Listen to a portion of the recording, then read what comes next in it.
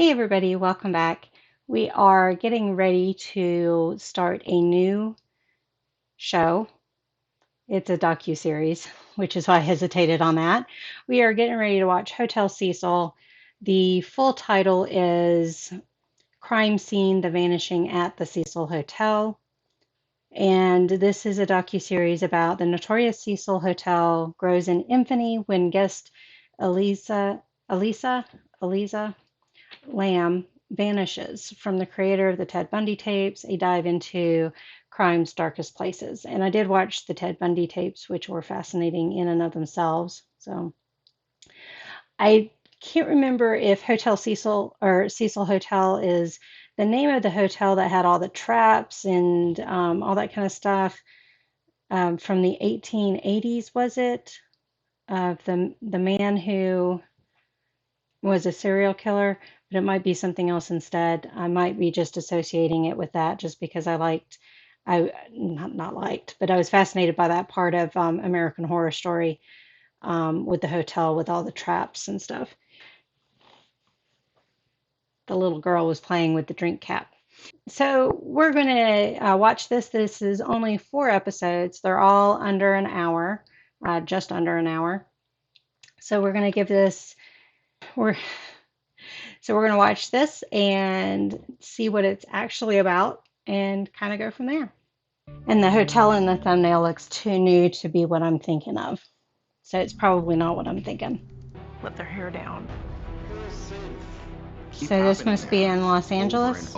You're talking about a 21-year-old. I think I remember just completely disappeared. them saying she had been missing from the elevator. In the elevator, she's acting very strange. What's with the hand movements? There's more. Yeah, okay. So I remember, I think I was back in college. I'll have to wait and see what the years were, about the girl who was missing and the elevator footage. Actually, it was after college. I think I was here in this house when, and it looks like Richard Ramirez stayed there at one point because they showed a clip of him.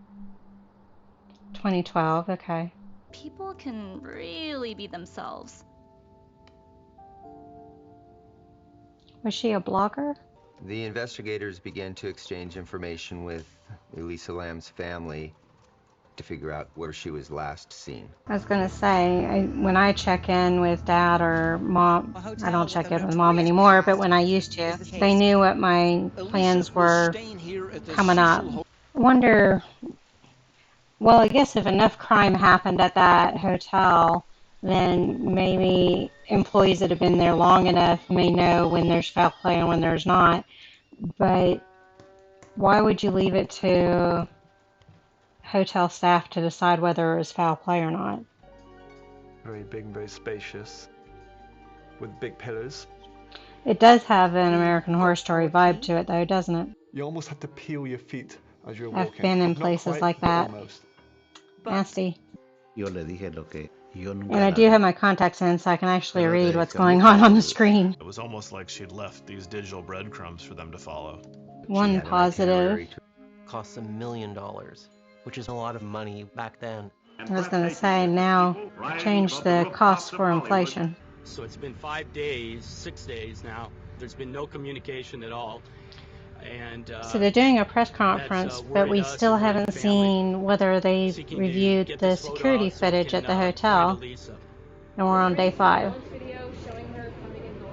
We're in the process of investigating that and collecting anything we can. Okay. So that's what I was thinking about. We were walking and we saw a lot of homeless people. Skid Row. Around the hotel is called Skid Row. The guy holding a live pigeon, and I'm looking at him while he put it in his mouth. Rips its head off. The bird description reminded me, I always think of Ozzy Osbourne when I think of that situation. Although I think he was high on something and thought it was with a bat, thought it was a rubber bat. Didn't realize it was a live bat. Or the quality of the video itself was not that great. Yeah, how they see the details in some of these videos, I don't get it. She's still here somewhere. She never left the hotel. And I don't know if they ever have any resolution on this case. So I just remember the video of the elevator. Investigators had to search throughout the entire hotel. And that's a huge hotel. So now you're hoping that the public can assist you. They released the tapes. Then she would come out of the elevator. I do remember thinking she it would was hop bizarre up. behavior. Elisa starts pressing these buttons. I know that some elevators will jam if you hit all the You have to buttons like wonder, that. You know, one strange thing is that the whole time Elisa's in there, the door never shuts. Yeah, there it goes. The door opens back up. Still nothing happens. New floor. and the story is And the about door a is girl opening and who closing the gets way it's into an supposed to. elevator. Like, is there a missing clue in here that I'm not seeing? Different floor. Or people were just dying to solve it? Hopefully I not don't think literally. that there was every reason to be suspicious as to what happened. These And I was web drawn in by the sleuths story. are amazing to me. Definitely off to an interesting start. I do remember watching the video. I do remember being baffled by the behavior. Just because of the area that I worked in, I had wondered if somebody had dosed her. The initial behavior is not too weird, but you can see how it could escalate from there. I honestly don't recall hearing any resolution, any solution, any closure to the case, so I don't know how this ends. I have been in hotels that are nasty. I I do typically look for a cheaper hotel because I'm not rich. So when I travel, I'm usually doing that, and I look at the reviews a lot because I think the reviews help, and you can tell which reviews are fake and which ones aren't for the most part. I did have one place that I went to that the toilet ran, the shower curtain had mildew on it or mildew stains. I think it was actual mildew though. And that same place, I was going to a cousin's wedding, and I had gotten to the hotel, threw my stuff on the bed, haven't even unpacked, and then went to the night before dinner, whatever it was. And so I got back to the hotel about 2 in the morning, something like that. And I couldn't get into the room. And so I get downstairs and I'm like, I can't get into my room. And they're like, oh, well, see what happened was they had put other people in my room. And it was the other people that said, somebody's stuff is in that room. So nothing was stolen or anything, but yeah, I was a bit upset that they let somebody else into my room at all. And then I was telling my cousins what happened, and I ended up staying the night there because it was 2 in the morning. What was I going to do? And I was telling my cousins the next day what happened, and they're like, "Oh, you need to stay with us at the hotel we're at." And so I went to check out of the hotel and asked for a refund. They refused to give me a refund. They said it was a 2 day minimum that I had agreed to, and blah, blah, blah, blah. And I said, you let other people into my room. There's a running toilet, there's mildew on the curtain, shower curtain. Come on. And they still refused.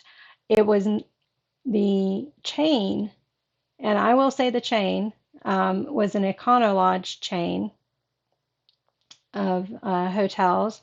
I wrote the company telling them about the experience and still nothing. So I have no problem sharing which hotel chain that was. Well, and it was a motel chain, I guess, motel rather than a hotel. But yeah, not very happy with them. There was another place I stayed at that had the fake laminate floors. I don't know what material it was, but it was sticky. So, I don't walk in hotels barefoot anyhow, so I just kept my flip-flops on at all times. But I've been at other hotels that are a reasonable price, and they're very nice to stay at. The staff are very nice, everything. So, yeah, some of the dilemmas with traveling. The last hotel, yeah, I was trying to think. The last hotel I was at, one of the folks who cleans the rooms stole some of my medication. Not all of my medication, but just some of it. My medication was in a bag, not visible, but the bag itself was out. So they had gone into my bags and found my medication. Now, that particular trip, I was with my father, and he never, he always wants the folks to come in, change the sheets and the towels and all that. I'm one of those. I'm cool. I'm the only one sleeping in the bed. I don't need the sheets changed every day. I don't need new towels every day unless some kind of mess happens. But um, I usually have a do not disturb on the door, whether I'm in the room or not. So I told Dad, yeah, if I ever stay with him again, there's going to be a do not disturb on the door. So, and it was reported to the police because some of them were opiates, and I had taken 4 different meds with me because I wasn't sure which one would be appropriate, and they were all old, so I didn't know which ones would be effective and which ones were the ones I needed because I can't keep them all straight. And rather than sitting down and researching them, I just threw them all in the bag and took them with me. So there were a couple of opiates. There was my other medication, which is not an opiate, but it's used along with opiates.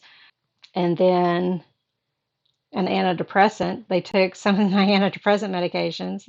I'm on that to help me go to sleep faster because my night meds don't put me into a sleep fast enough. So the antidepressant kind of speeds that along. So, the person who got into my pills didn't know what they were getting. So that was the funny thing. But I made a report to the police. The police said hold on to them because they'll be needed for court if needed.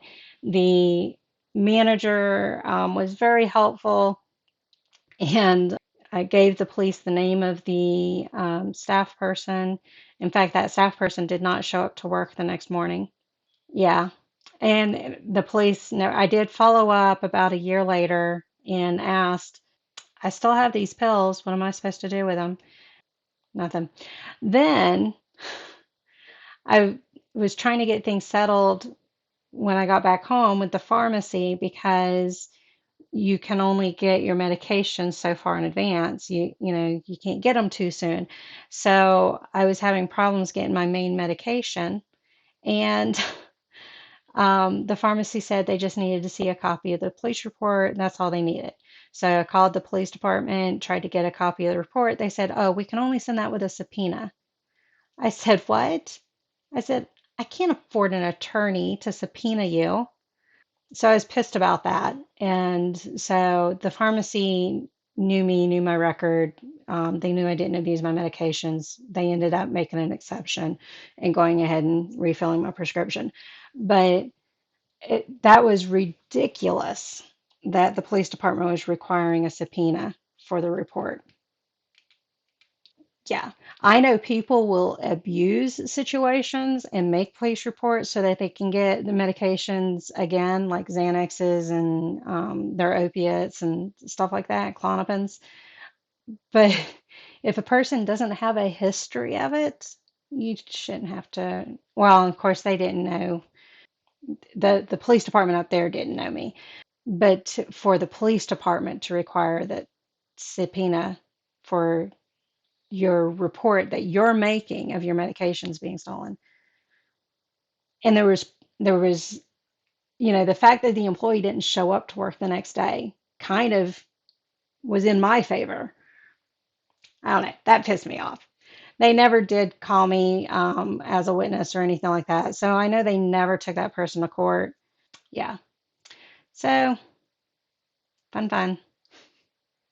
I went on a rant. Welcome. All right. That was the end of episode 1 of that long title for Hotel Cecil. And I realized the folks from England were calling it Cecil, and I was like, oh yeah, that's right. Is it Cecil or Cecil?